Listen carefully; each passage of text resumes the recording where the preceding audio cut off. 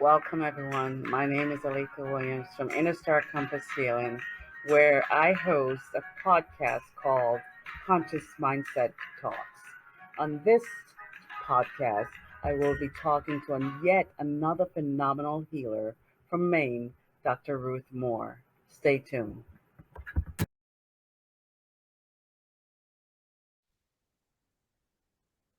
Hello, everyone. Aletha here from Inner Star Compass. I am so happy to be in the same space as yet another phenomenal agent of change, Dr. Ruth Moore. She just recently received her doctorate, and I am so excited to talk about that. So, um, Dr. Ruth Moore, welcome, sister. This, would you tell us a little bit about your journey into where you are now? You were a practitioner before you became a doctor, so it would be great if you could tell us a little bit about your journey into wellness. Well, thank you for having me on, Aletha. It is such a pleasure to catch up with you and to see you.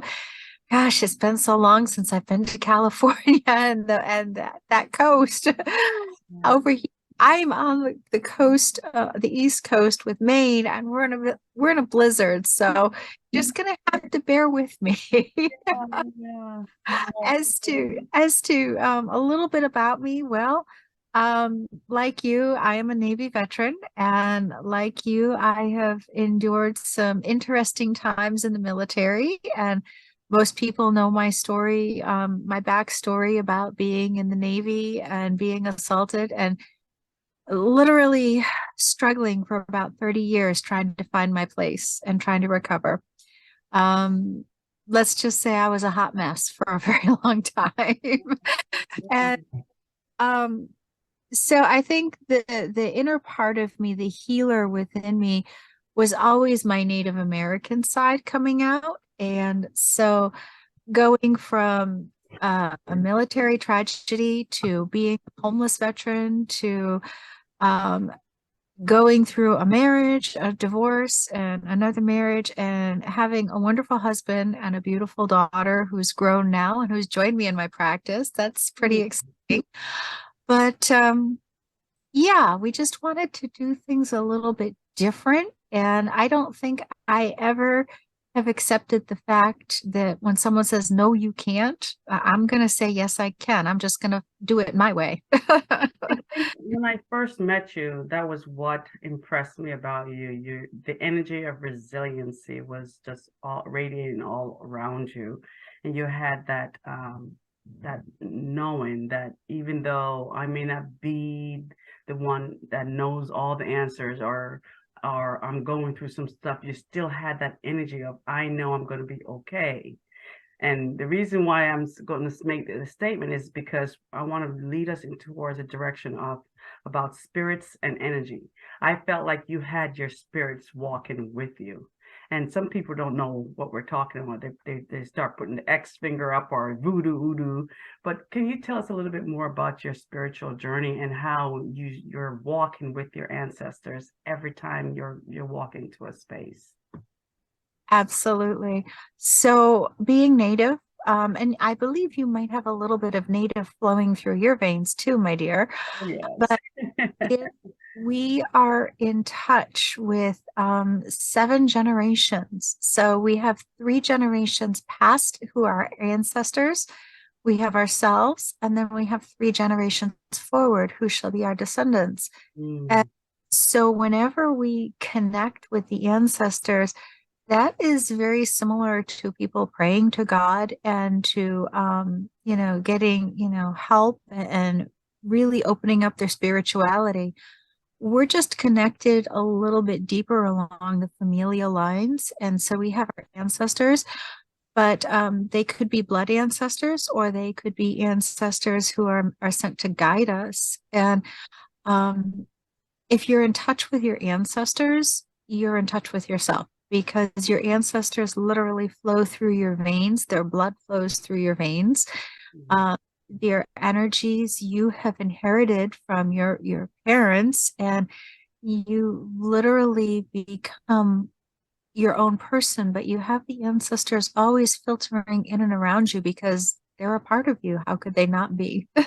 So for someone who has, we want to talk about this trauma. Trauma makes us disassociate ourselves from our spirit and our soul. And I want to talk about the difference between spirit and soul and the connection that restores us back to the healing journey, because trauma tends to pull us off that walking journey that we're walking with our ancestors, and we have to get back on it. And the only way we get back on it is because spirit helped us. So can you tell us about your experience a little bit, about how spirit brought you back onto your healing journey from trauma? Yeah. It's interesting that you asked that, but it's because I was just actually having this conversation with a colleague the other day. Um, Mm, when we grow up, we're always indoctrinated into a religious type of environment, whether it be a spiritual or a religious type of environment. That is the culture in the United States, and that is the culture amongst many people. So, what we look at is we look at religion being your moral indoctrination mhm, and learn what's right and wrong. And then you evolve as a person, and then you start developing your spiritual growth. mhm, And so, your spiritual growth are the energies that you develop within yourself over time. yeah, You have a moral compass of, thou shalt or thou shalt not, that, comes from most religious backgrounds. But how you apply that mm, becomes who you are spiritually and energetically. And I purposely chose the backdrop behind me. So you can see that we have the Northern Lights behind me. But right, that literally is also a way to visualize the energy that surrounds us in every part of our life. yeah. So, go ahead. No, it's funny you say that, because when we use meditation, we ask people to use an imagery. And Yeah. yeah, and keep going, because you're on that right path where I'm thinking. So I didn't mean to interrupt. So, the way I describe it, I worked as the chief medical officer for a company in bioresonance, and that bioresonance is one of the areas where I specialize. So every human being generates energy, and that starts from the food that we eat. So when you eat food, your body digests it, and then your body has to use the digested foods. And part of that process is where your body uses or converts nutrients to create adenosine triphosphate or ATP. And that literally starts your heart beating. Mm, So your heart regulates the energy internally. And right, then every thought that you have, every feeling that you have, even touching here, everything is energy. It's an electrical current that goes from your body to your brain, to your brain, to your body. mm, It would make sense that energy is all around us. Not only can we produce our own energy, but energy is always around us. And I have so many skeptics who looked at me and say, "Oh, that's just a bunch of, bupkis or hocus pocus." yeah, Okay, so let's bring it into reality. When you're standing outside on a sunny day, you get warm. You get a sunburn. That's called solar radiation, and that is energy along the electromagnetic spectrum. You can't see it, but it affects you. Your body also produces energy. Every organ, every part of your body resonates at different frequencies. So illness resonates at frequencies. And so when we look at the energy of the earth, even the earth generates energy when it spins and rotates. So the earth generates what we normally expect around 8 to 10 hertz. Um, so the human body most often resonates between 50 and 70 hertz. So that is a great point. So that is the Shom's resonance, right? It is. And so when we look at the different frequencies that we have, people who are healers tend to generate higher frequencies or operate at higher frequencies. And so it is not uncommon for native healers or shamanic healers, or even some of our tribal healers from Africa to resonate anywhere between 150 to 180 hertz when they're healing someone. Awesome. So there are many different ways to measure energy. And even in the medical community, as much as they hate to admit it, they measure thermal energy by taking your temperature. They measure the heartbeat with a stethoscope and taking your pulse. They look at your eyes to see how your eyes are reacting. So your body makes energy, but it also reacts to energy. And so this is one of the areas that I really love to work with, because sometimes I will have people who come into my office and you can just tell that they just need a little bit of a push. So we tend to use tuning forks. But the best form of energy that I've ever found is a hug. That's so true. That Yeah. person that it just immediately, I don't even think it needs to go anywhere. It just skips everything and just goes right to releasing oxytocin. And Yeah, it does. And beautiful. those hormones, dopamine, oxytocin, serotonin, and epinephrine, those are so important. And they're all affected by neurotransmitters in your brain. And your neurotransmitters are affected by the food you eat and how your body methylates or uses digested foods or nutrients. So it's totally in depth. We could go nerdy for hours, but let's see where your listeners want to go. Interested in finding out more about how you apply that in work. I believe when I was going through some irritable bowel syndrome, you recommended that I would send I think my hair sample or something, so that you can analyze what's in my DNA string, so that you can give me a better recommendation as to how to go about choosing the right food so that my body can digest it properly. Yeah. So that's when you're using hair and you're using the bioresonance or the energetic frequencies from your body that are kind of in your hair. They're like a residual. It's like a half-life of energy that you find here. The closer to the scalp that you get, the stronger the impressions and the stronger they last. So bioresonance is absolutely a wonderful way to go ahead and scan energy. And the easiest way to describe it is that if your frequency is measured here, and they have the frequency, or a machine measures the frequency of foods like wheat, gluten, grains. So what they do is they literally pass the two like this, and then it passes over. Right. So it goes like that.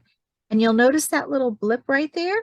Yeah. That blip right there is where it says, okay, so I'm going to turn it sideways so you can see when you have them side by side, it's like magnets. If you're resonant, it's going to be right there and it's going to be copacetic. Okay. If you have magnets that are reverse poles, they're going to push away. That push away part is where they measure the intolerance. How far and how fast does it push away? If it only pushes away a little bit, it's a mild intolerance. If it pushes away hard and fast, it's a strong intolerance. So when we look at bioresonant testing for hair strands, to see the different foods you might be intolerant to, notice I'm saying intolerant. I'm not saying allergic or sensitive to. I'm saying intolerant to, because there is not yet enough peer-reviewed science to say that this is actually an empirical way. Now, anecdotally, when we see people who use bioresonant testing, about 96% of these people show benefit. Right. Is it a placebo effect because they're being guided to stop eating gluten? They're being guided to stop eating, in excess of sugars. And is that the placebo effect, or is that common sense, or is it true bioresonant feedback? And so that's the dilemma that people have. Another way that food intolerances and sensitivities are tested are through IgE testing. And that's where you literally take a sample of blood and you measure that blood against the proteins of different foods. And then if there is a spike, you can see that there is an actual sensitivity or allergy to the food, because that's empirical and it can be measured. Now, my perspective as a practitioner, I'm going to say that the IgE is always going to be a lot more effective than the bioresonance. Much more effective. I would say bioresonance, based on my experience working with not one but two companies in hair strand analysis, it has probably an 86 to 93% efficiency. Right. IgE testing tends to be more along the lines of 90 to 97% efficacy. So that is awesome, Ruth. So when you do this, that's not the main source of your business, but that's one of the things you do for your clients if they come to you with digestion issues, right? So with this test, with the blood test, what do you make recommendations as to what proteins they should eat? Because proteins, people don't know, reading proteins, they don't realize the different strands of protein. So do you also recommend a specific food that they should eat? Yeah. Yeah. So when you're working with neurotransmitters, you need to have high concentrations of amino acids. And amino acids, generally the best forms come from meats. Right. And I like to joke because we have so many people with so many different and varied diets in this country. So when I look at a patient and I see these tests come in, I don't just say, okay, well, you need to stop eating this and you need to eat this and you can't eat that, but you need to eat this. I take one step deeper and we look at their DNA. So we'll actually do a DNA test, and sometimes we can hijack it if they have like an ancestry.com or a 23andMe. We can literally take their DNA and we can put it through a functional or a genetic drive. We can see what variants they might have. Do they have the COMT? Do they have the MTHFR? And so these are genetic variants which make dieting and food and weight gain and hormones and neurotransmitters, they all work against you. So I am a perfect case study of that. I think if you remember when we were walking the halls at the Saybrook residential conferences, I might have been a few pounds heavier. I was just about to ask you about your journey because you've lost significant amount of weight. Yeah, I've lost over 100 pounds. And Jesus. so what we found was that I was eating the standard American diet. And so I was following the traditional food pyramid and just being happy, and I couldn't understand it. I was getting sicker and sicker and sicker. What we found is that my body cannot digest grains. It lacks enzymes that it needs to process grains. So I definitely have the MTHFR genetic variant, and I also have what we call a low COMT. COMT. So when we did that, I stopped eating grain. I stopped eating all grain. Wow. Um, wasn't just gluten, Right. all grain. So I am essentially a carnivore. So when people talk about, all high cholesterol and how can you eat nothing but meat? I can. Yeah. It's very easy for me because my body needed the amino acids found in animal proteins. Well, I'm interested because I'm a vegetarian and I've been a vegetarian all my life. So I would rather die before I go back to eating meat. So with Right? people like me who just cannot, I energetically cannot take meat. Right. I used to be a pescatarian where I only eat seafood, but lately my body completely has rejected it. Like I look at it and it's this nose sticks up and it goes that way. And so my body is telling me, no, no more. So what do you do for people who needs to get a particular protein that comes from meat but refuses to go that route? So what I would recommend for you, dear Aletha, is that you do an ancestry.com or you do a 23andMe and you send me your zip file. You download your zip file, Mhm. um, open it, but just download it and send it to me via email, and I will go ahead and see what's going on genetically with you. What did you inherit from mama? What did you inherit from papa? And then we'll kind of go from there. Mm. But what Only eat seafood. But lately, my body completely has rejected it. Like I look at it and it's this nose sticks up and it goes that way. And so my body is telling me, no, no more. So what do you do for people who needs to get a particular protein that comes from meat but refuses to go that route? So, what I would recommend for you, dear Aletha, is that you do an ancestry.com or you do a 23andMe and you send me your zip file. You download your zip file, Mhm. um, open it, but just download it and send it to me via email, and I will go ahead and see what's going on genetically with you. What did you inherit from mama? What did you inherit from papa?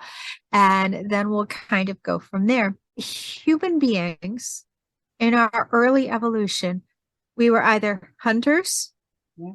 we were gatherers. There was no in between. So you were a hunter, you were the person who was out chasing down the woolly mammoth. Yes. A gatherer, you were the person who was picking up the droppings as they went. But all kidding aside, what do we call a gatherer? Mm. A hunter. Mm. Genetically, some people are primed to be gatherers. These are your vegetarians. These are your people who, for some reason or other, their bodies cannot handle animal proteins, whether it be a psychosomatic, I can't kill an animal, a moral, I can't handle the texture or the taste of animal flesh, Mm. pescatarian, to your your hunters or the people who say, "Oh yeah, I have to have that. I can't tolerate eating grain. I can't eat that." Berries are for the people who, you know. So it's along the lines of you're either a hunter or you're a gatherer, Mm. and we would look at for you as we would see first where genetically you were at. And then we would recommend you would probably do an IG testing. And I'm actually working at developing a relationship with a company that does IG testing. Shh. And the, they are they're cutting edge. Nice. And Nice. really, really, they sent me a sample test to try this past week, and I was incredibly impressed because they didn't have the little card where you put 10 little blood droplets on it. Right. They actually used a pipette. So you zapped your finger, and just like a glucose stick, you touch it up there, and the blood goes up into the pipette. So the sample is not corrupted as it's sent to the laboratory. Okay. So I'm really impressed with that company, and I will keep you posted on where that goes. But if people would like to do the hair strand analysis, There are two big companies that I know of. One is Eucari and one is Five Strands. I would, after having been acquainted with and used both of their tests as a practitioner, I am far more comfortable with the results coming from Eucari. Mhm. Use a different machine than Five Strands uses, and Five Strands tends to work more with the ether type of energy, whereas Eucari tends to use that pass resonance that is somewhat more reliable and accurate. I feel But comfortable sending them to you than to either of those two companies yeah, because the and wisdom then in the your other thing, experience. the blood testing companies, there's one that's really big in the United States. I haven't had too much success with that. Their test rate was about 76%.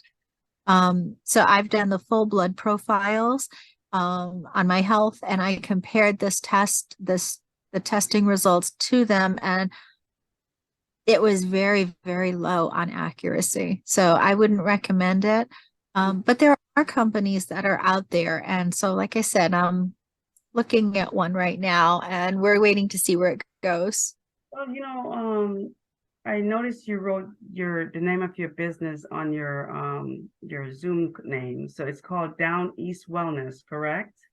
It is. And where is that located? That is in Ellsworth. We literally, when I was a student at Saybrook University, Um, I actually asked a very good friend of mine, Dr. Marshall Smith. I said, look, I'm becoming an integrative practitioner. I'm working on a doctorate in mind body medicine, which is like really cutting edge. It's not quite allopathic and it's not quite psychological. It's a hybrid between the two. And in the medical community, they don't know what to do with us. So, the doctors aren't going to license you, and the psychologists aren't going to license you. So, where do you fit in? And in Maine, we happen to be one of these beautiful states where they say, if you don't do what anyone else does, you're good. Just don't do what anyone else does. So I asked Marshall, would you mentor me and would you supervise me? And so he did. And so I was a student practitioner and I started in Ellsworth in 2018. And it has been wonderful learning how to be a practitioner in my community, and then seeing where I could go. So I do a lot of work with balancing the autonomic nervous system. I do coaching, health coaching applications. I do bioresonant energy. I really specialize in functional health and medicine, so helping people get back on track for their diets. And we look at food as a medicine. And then my forte is clinical aromatherapy. And so I'm actually board certified as a clinical aromatherapist with the Alliance of International Aromatherapists, as well as the National Association of Holistic Aromatherapists. And we're getting ready to launch our first ever online um, aromatherapist class, but we're also putting together a weekend seminar here in Maine where people can become certified to do ANS balancing. So it's pretty exciting. And then I do the spiritual work with the hands-on and working with the chakras or the energies, whether it be Native American name of mana or whether it be the Ayurvedic prana. We work with a lot of earth energy and human energy, and we put everything into balance.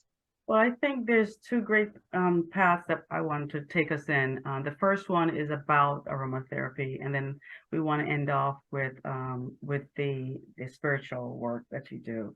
So let's go towards the aromatherapy. A lot of people they're starting to get more educated about the works and the wonderful benefits of aromatherapy. But can you kind of dive a little bit about the basic, why does aromatherapy itself work so well versus just digesting something instead of digesting it, smelling it, and feeling and sensing it in your mind and in your nerves works a lot better. That's a really easy topic to get into. Yeah, So yeah.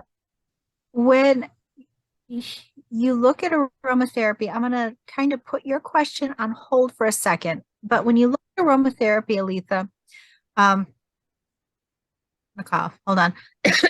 So when we work at aromatherapy, we have to understand. So when we look at aromatherapy, we have to understand that before we had pharmaceuticals, we had essential oils. And so we would always, early humans, they would look at the animals and look at what the animals would eat, look at what the animals would drink. And we mimicked them, we learned from them. So, and then for those who follow the Christian-based perspective, or they look at different religions, they've used essential oils throughout the years. In Egypt, they used essential oils to purify the body before ceremonies. They also used essential oils to go ahead and preserve the body after burial. So essential oils are basically the simplest known compounds that the pharmaceutical industry has tried to copy over the years. Yeah. So the molecule of an essential oil is about the size of my pinky nail. Okay. The molecule of a pharmaceutical is about the size of my hand. So when you compare them, which one's smaller? The fingernail. Wow. That's going to have the better uptake into the body. So you have something called a blood-brain barrier. And when you have pharmaceuticals or medicines in your body, it has to pass through that barrier in order to get to the area it needs to heal. Mm. If you don't have that, like large scale pharmaceuticals don't do that. So that is the easiest way to say why aromatherapy works better than pharmaceuticals. Now, how do you get them into your body? We know that pharmaceuticals, you either put it on your skin like creams, or take a pill, or you have an injection, or you can use a suppository or a pessary, and that's putting something down in the South Pole. Yeah. So there are different ways. But children, when they get cold, what do? They breathe Vicks vapors. Okay. So let's go ahead and look at that from an aromatherapy perspective. When you breathe an essential oil vapor, it's going into your nose and it's going down to your lungs. The lower part of your lobes, you have what they call the alveolar process. And this is where air converts and goes into the bloodstream.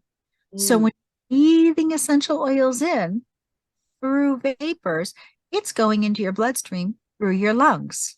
That's called the respiratory effect. You also have, no, I'm going to cough again.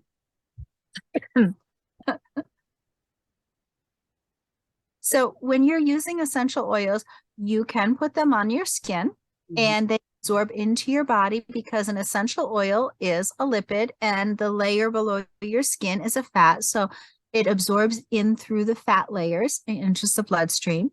Or you can ingest it, taking it in through your mouth like a little capsule, or you can go ahead and breathe it. And there are 3 different ways that the oils can enter your body for therapeutic effect. So it's very effective, and it is a very surefire way to get the therapeutic benefits from the plants. For children, pregnant women, compromised patients, we don't recommend ingestion. What we tend to recommend is rolling essential oils onto the bottom of the feet or the palms of the hands, because this area doesn't have a high lipid concentration and the blood vessels are very close. So you can get the essential oils in any way possible. You have traditional aromatherapy, where people will want to go ahead and use essential oils. It smells good. It makes them feel happy. And you have clinical aromatherapy. And clinical aromatherapy is the science of understanding how the essential oils work instead of medications.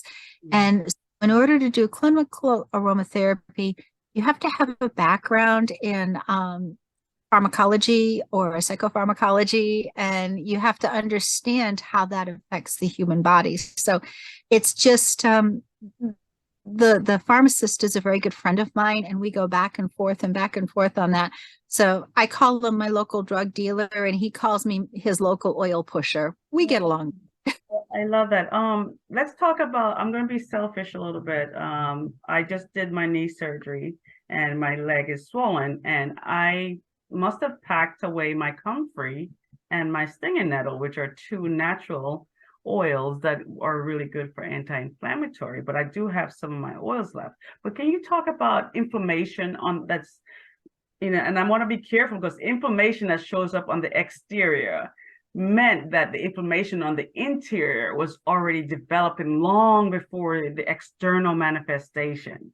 So can you talk a little bit about what I would use for to help with the inflammation that's showing up because I got cut, let's essentially replace my knee. So the question is, do you have a lot of edema or fluid retention in the leg area? Yes. So it takes a little bit of a concentrated effort. It's not just using essential oils. You want to use essential oils topically that will go ahead and start getting the body to push the extra fluid out. Want the area around the incision site and the supportive structures to heal. You want the nerves to regenerate, but you don't want to have a lot of lymphatic buildup. So first thing is you're going to take and look at your leg should be out straight, and your foot should be up. Okay, this was the foot. So what I want you to do is I want you to extend your foot back and forth, back and forth, back and forth. And there is what we call a lymph pump on the back of your calf. And it's just this little valve. And so as you're moving your foot back and forward, you're getting the lymph to start flowing a little bit more. You can also work by taking a little bit of Boswellia sacra. People call that sacred frankincense with a little bit of Helichrysum italicum. And you can go ahead, put Boswellia and Helichrysum in the palm of your hand with a couple drops of olive oil with it. So one of each of the essential oils with some olive oil. Rub your hands and then rub it around the incision site and around the knee, always pushing away from the heart. Always pushing away from the heart towards the foot. Why is that? And so what that will do is the helichrysum and the frankincense will actually penetrate, and they will actually help get a little bit of the fluid out. But frankincense is really good for cellular support, and helichrysum is really good for nerve regeneration and tissue growth. So I know of a gentleman who he and his wife decided that after 5 children, they didn't want any more children. So he had a vasectomy. Yeah, that didn't work so well because his wife went ahead and in the incision site, she put a little Helichrysum italicum around it and it regrew. So she found out, 10 months later, she found out that, yeah, it didn't work. And they had another child. So Helichrysum is really good to help the skin regenerate, nerves regenerate. Do you? I noticed that you post a lot of beautiful pictures of nature, and we all know that being in nature is really good for our minds and our bodies and our souls. How does it relate? How does Earth relate to you, your field of energy? Because if we talk about the 5 elements, earth, fire, water, metal, air, some people resonate better with earth. How does earth resonate with you? And is that a pivotal part of your day? I am very much connected with the earth. I am very much connected with my native heritage. And so I find that I get a lot of relief, a lot of comfort, I should say, from being outside. During the summer months, you'll find me hiking, you'll find me kayaking, connected with the water. I've had some interesting visions or experiences where I had to choose between the water or the mountains, the land. And I remember talking to my guide saying, I can't choose because I'm a child of both. My mother was in this tribe and my father was in this tribe. And so the answer was simply embrace who you are. And for me, I'm connected with the energies of the earth. I'm connected to the energies in the land. I'm connected to the energies in the water, the forests. There is nothing better than the smell of a forest when you're walking through it, especially after a rainstorm. But for me, it's that connection. I feel so connected to the energies around me. And I would even go a little bit deeper to say it's not just a connection. I'm a part of that, and it's a part of me. Well, I think you bring a lot. If I saw your office space, if I recall, you brought a lot of that into your office space now, Yeah. where people are just feeling a little bit more grounded because you brought the greenery into your space. Yeah. I, So the plants all have their own therapeutic effect, and I watch to see who's comfortable around whom. And the gardeners call it companion planting, and I look at it and say, nah, this isn't companion planting. This is just like, okay, I either like it or I don't like it. I ran into a scientist. We were, and it's funny because he was just sitting having coffee, minding his business, but he was taking his machine and he was clipping it onto a flower and reading the resonance of that flower. And Mhm. so, Aletha being nosy went over and asked, "What are you doing?" So he's like, "Yeah, the plants normally I go into places and I stay there if the residency of the plants are at the appropriate level so that I can be affected by it." So Yeah. what he pointed out to me though was that most often the plant's residents are higher than us human beings because we're so often shutting on and off our stress response system that we get out of resonance. And so a part of this event, this healing series I want to talk about is how do we check ourselves daily to get in resonance with the energy Mhm. around us. So what is your meditate, well, not meditation, but what is your routine for getting in resonance? Well, every day I go out in the morning with Cooper, and you have alluded to my blog post. It's not an official blog, but it is existing.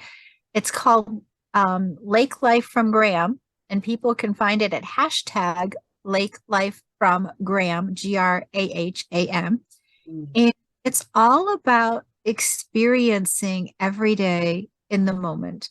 And Cooper is a wonderful inspiration. So Cooper is my service dog who's retired, and I watch where he goes, what he does when he walks. I love taking pictures of the sky, the energy, the flora, the fauna, and every day we come up with Lake Life from Graham. We literally practice mindfulness, we practice gratitude, we look for the moral lessons or the life lessons that we're focusing on and learning from. And we're documenting them and asking our readers, how does it impact you? And we're getting some solid feedback that this is what people want. They want to feel connected. They want to feel healthy and whole. And a lot of times they're in such a rushed point of their life, Aletha, that they can't focus on living in the here and now. They're always planning what they're going to be doing 2 days from now, or they're regretting something that happened 2 years ago. We definitely can't change the past, and we can't influence the future because the future is unwritten. If we worry about what's going to happen and we're preoccupied with what has happened and what could we do different, we've lost the window to experience a very strong part of us, and that's in the here and the now, and to be grateful for that. I think Eckhart Tolle says that, I guess he likes to make shake his chain so you can hear him. His little finger. But Eckhart Tolle says this: the now is the most powerful energetic portal to enter in our souls and our souls, the spirit, and to universe. And so that is so beautiful that you practice that routine. I've been doing daily intentional talks where I do a meditation and then I connect to spirit and see what spirit wants me to focus on for the day. How is my energy showing up for the day? Like today, Yep. I just like, okay, I feel irritated. The medicine is kind of making me groggy. I feel slightly depressed. So what is the intention focus today? So the focus was just being non-reactive. I think what I want to show you Mm. is something very simple to talk about energy, because we talk about working with energy, but we want people to understand what energy is. So I've got a light up here. You can see right down towards my finger, I have a light. And as I move that light over, all of a sudden it gets brighter. Mm-hmm. Right? That energy surrounds us, and people have different ways of learning how to work with energy, how to channel energy, how to breathe, how to sit. So we're just going to take a minute. Okay. I want everybody to take and watch my shoulders as I breathe in. Okay.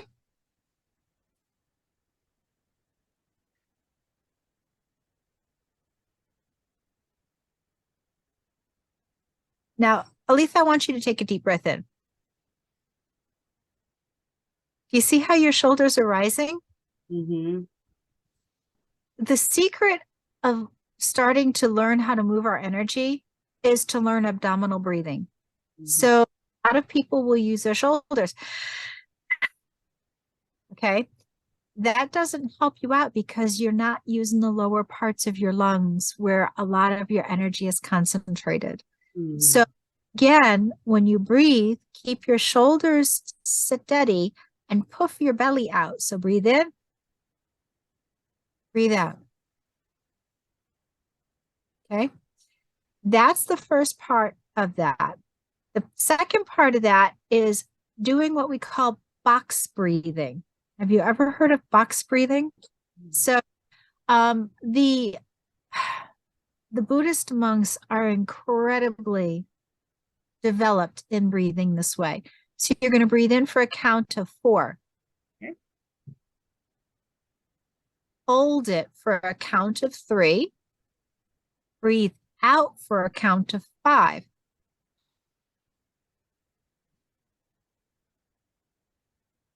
Hold it for a count of 3.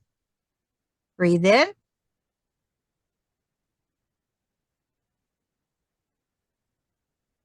Breathe out.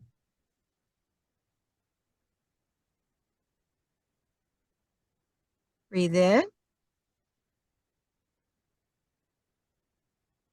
Hold it. Breathe out.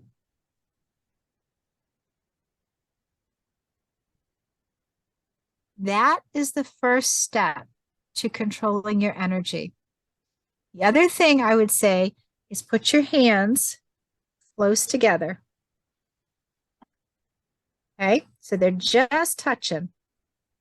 Okay, now bring them out a little bit. Now focus on feeling the heat between your hands. Can you feel that heat, Aletha? A little bit. Okay. A little bit cold. Yep. So breathe in and focus on the heat between your palms.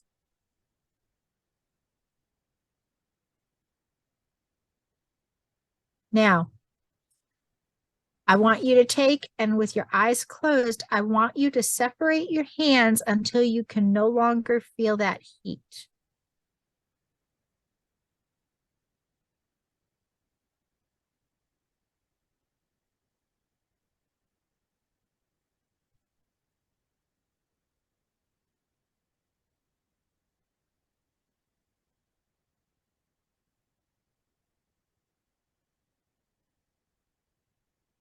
That's about it. Now look. Oh. Bring your hands together again. Don't touch. Now separate them out. Now watch.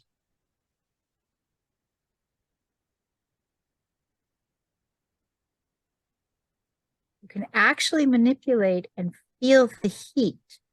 Look at my hand, the left hand here.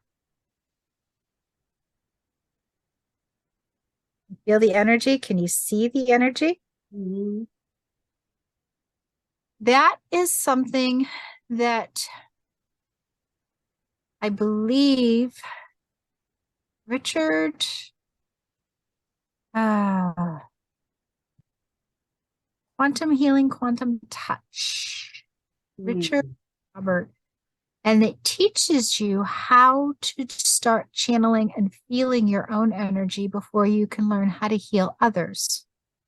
So when they work with Reiki, they make signs and then they're able to take and manipulate and connect with the energy outside. When you're really working with quantum healing or quantum touch, you're working from the energy within and sending it out. The beauty of that is you can use that energy to heal others. So you can take literally, Aletha, take your hands and rub them together like this. Okay, feel that nice heat? Okay, now take and put the hands down on top of your kneecap. That should feel pretty nice. It does. It does. Now, take your hands off. Do the exercise that I just showed you. Feel your energy. Feel how it's growing between your hands. Feel that warmth that you have between your hands. Now, without thinking, put your hands down on your knee.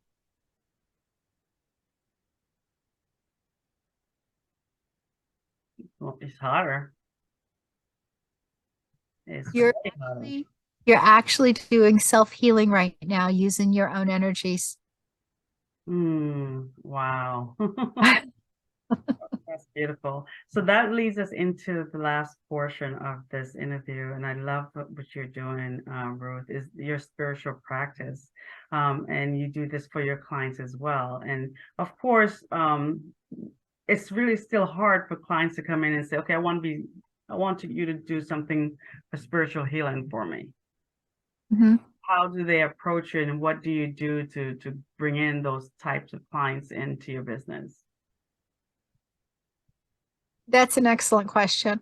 So, whenever you talk about spirituality or faith, it's very, very difficult for people because you're crossing between the allopathic to the esoteric, and it's very difficult. Dr. Rockefeller at Saybrook University has an incredible class on using spiritual energy, spirituality, and healing.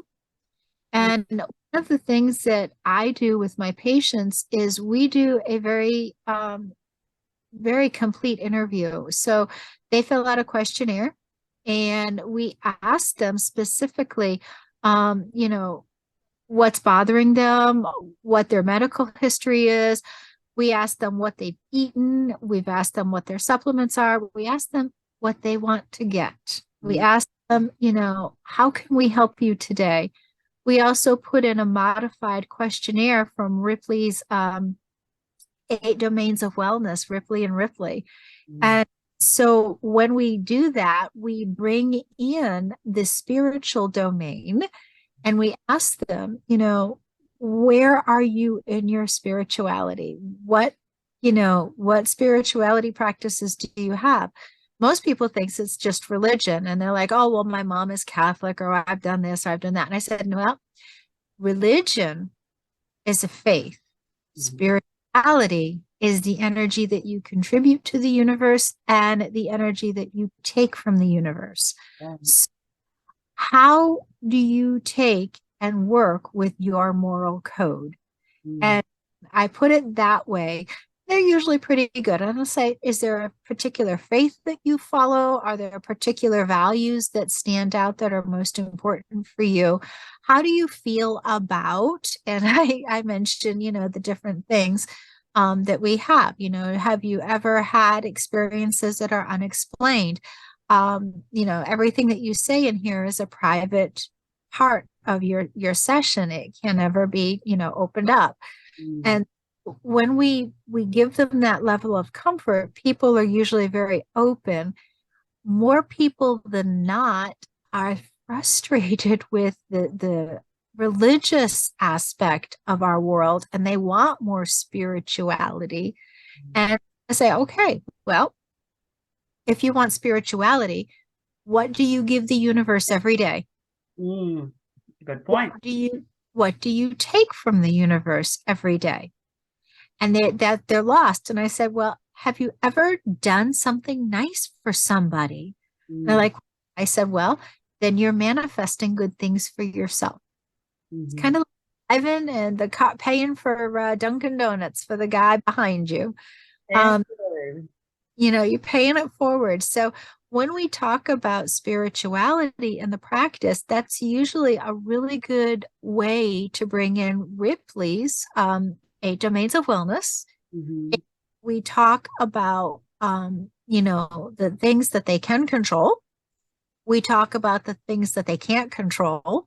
Right. And then we build a coaching plan for them that touches on, where they want to be, what their goal is, how they want to get there, what their barriers may be, and then how will they know that they have gotten there, and Yeah. how to measure it, and what that looks like for them when they've reached that goal. Mm. So that's all part of the spirituality piece, because we are the energy that we manifest. And if we're always running around with a skull on your face Yeah. and you're grouching or uncomfortable, you're going to manifest negative energies. And Mm. if you do a lake life from Graham every morning, like Dr. Ruth, you're going to manifest positive energies. And so it really depends on the person, but we bring up spirituality fairly early in the relationship and ask them where they want to go. Mm. Most people are very comfortable with understanding their energies, but one way that I bring it up to them is I take a tuning fork. And I will usually use a 528. And I will go ahead and have them lay out on my table. And then I will hit the tuning fork, and I'll start at the head, and I'll work all the way down the body. And what we do is we listen to the frequency of the fork as it crosses from the top chakras all the way down to the root chakras. Mm. And literally, we start at the ninth chakra, then the eighth chakra, then Right. chakra. And so then once we get that, they can actually hear the frequency change in different areas. And this is how I show them where their energies are misaligned and Mhm. how we can start working with those energies. We can use tuning forks. We can use cranial sacral therapy. We can use mana or energy manipulation. Sky is the limit, but having a good tuning fork is Mhm. it's a wonderful tool. And I don't really know the company that well, but I know that sacredwaves.com has one of the best selections of tuning forks that I've ever seen. Um, and so I would recommend that if anyone's interested, they check out some of the tuning forks at sacredwaves.com, because they can really get the forks that meet their practice needs or their private needs. They have chakra tuning forks, so you can get all 9 chakras. and you can, balance or tune your own energies.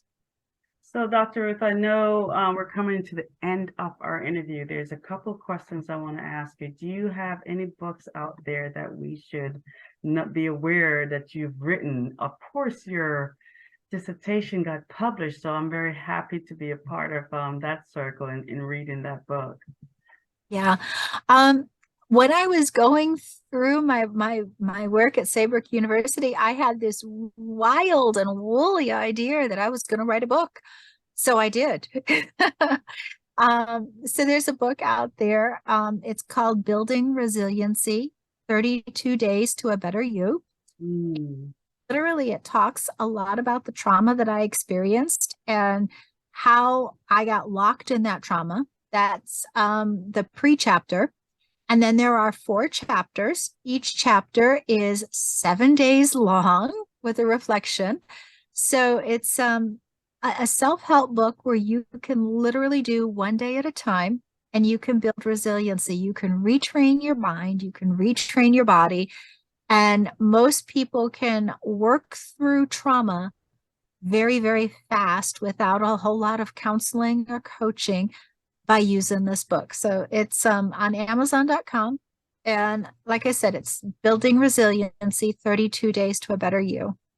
So there's a couple other things. You also sell products in your store, right? You sell your aromatherapy and also the other items in your store. So if people are local or they're just going by and visiting, they can drop by your wellness center, correct? Right. We are actually getting ready. We're changing our website and we're going to put an online store in place for people. But our store is convenient. That's in the front part of our office. We actually have 1, 2, 3, 4 practitioners in our practice now. So people can come in and book appointments. They can book Zoom appointments. We do a lot of Zoom appointments around the world. I do consultations.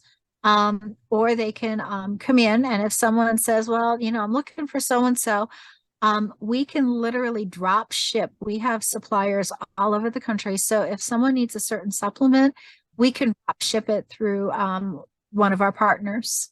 That's beautiful. That's exactly what we're talking about in this healing series is finding like-minded people that we can actually connect together and network and also be there in support of each other, because as healers, we tend to, I think we've all learned our lesson as healers that we have to put on our own oxygen mask on first, but we can't do it all alone. So it's really good to have you as a fellow sister and as a fellow network person to be in affiliation with my business as it continues to grow. And what she's not telling you is that we there's more to come in our network, and so I can't wait to see that and how it grows.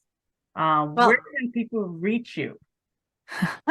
They can reach us at downeastwellness.com. It's that easy. Downeastwellness.com. And Downeast is one word. In the old Maine traditions, when they in the seafaring days, they would sail down using an easterly wind. So it was down east. Love it. Absolutely love it. Dr. Ruth Moore, thank you so much for coming on. This healing series is just the start of it all. This is the celebration of Women's Month, and so you're just here at the right time to provide this holistic view, a version of how we can heal ourselves without the synthetic and without the lack of connection to spirit. We need to get back to spirit. What would you like to leave us with today, Dr. Ruth? Love. Wow. I'd like you just to go ahead and to literally put one hand over your throat chakra. And I'd like you to put one hand on the top of your crown. And I just want you to breathe in, breathe out, breathe in, and breathe out. And just know that I am sending love to you and you are receiving that love. And as soon as I can carry you up to Maine, Aletha, I'm going to get you up here and you are going to take and just go paddling around the lake with me. Oh, wow. Yes. I'm doing it. I'm doing it. Let me just recover from this knee surgery and move to the East Coast as I'm coming very close, getting closer to that point. My dear, I am wilderness first aid certified. We're going to get you out there. You have no excuses. You know, I didn't grow up with any of that, right? So, I'll tell you what, if you come out on the lake with me, I will let you put me in dreadlocks. oh, well, that's easy. All right, guys. Well, thank you so much and enjoy yourself. And remember, living in the now is where we need to be. Be well. Be well. Take care. Bye.